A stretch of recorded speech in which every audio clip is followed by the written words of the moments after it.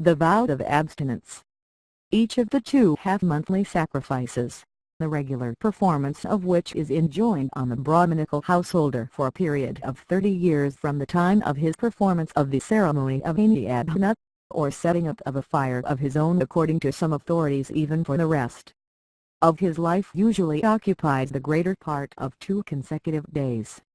Whilst the first day, the Upayabhasatha or fast day, is chiefly taken up with preparatory rites, such as the sweeping and trimming of the fireplaces and lighting of the fires, and the formal taking of the vow of abstinence berated by the sacrificer and his wife, the second day is reserved for the main performance of the sacrifice.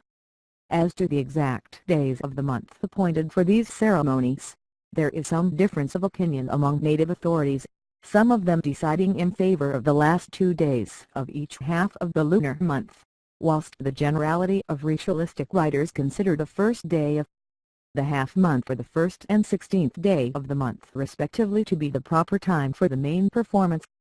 The personal restrictions involved in the householders entering on the Virata include chiefly the abstention from certain kinds of food, especially meat, and from other carnal pleasures, the cutting optional, according to some of the beard and hair, except the crest lock, the sleeping on the ground in one of the chief firehouses, and the observance of silence during the ceremonies. It was, however, permitted to compress the 2 days' rites of the full moon sacrifice into one single day, in which case some of these restrictions would of course not be applicable. The ceremonies begin with the preparation of the sacrificial fires.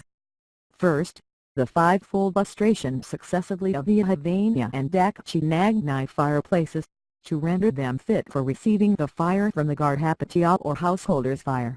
This, by thrice sweeping the hearth, thrice besmearing them with Gomaya, drawing 3 lines across them from west to east, or south to north, with the wooden swords removing the dust from the lines with the thumb and ring finger, and thrice sprinkling the lines with water 1.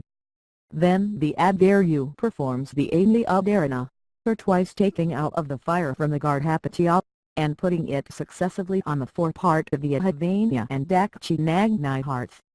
After this takes place the Agni and the Dhana, or putting fuel on the fires, by either the householder or the Adharyu, 2 logs being put on each of the 3 fires. This may be done in 3 different ways, this: first on the Havanya, then on the Gardhapatiya, and last on the Dakshinagni, in which case the first log is put on by him whilst muttering the verse Rigveda X, 128, 1 Tidity. Siv.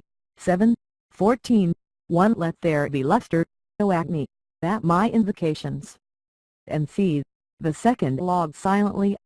For the first logs are put on with one of the 3 mystical words Bhbr, Bhuva, Swar on the Gardhapatiya, Dakshinagni, and Havanya successively, and the second logs again silently.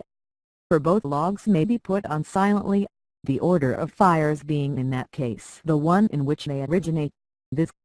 Gardhapatiya, Havanya, and Dakshinagni. In the afternoon the householder and his wife partake of the Viratopaniya or fast day food prepared chiefly of rice, barley, or mugga beans with clarified butter, whereupon they take the vow in the manner prescribed in the Brahmana.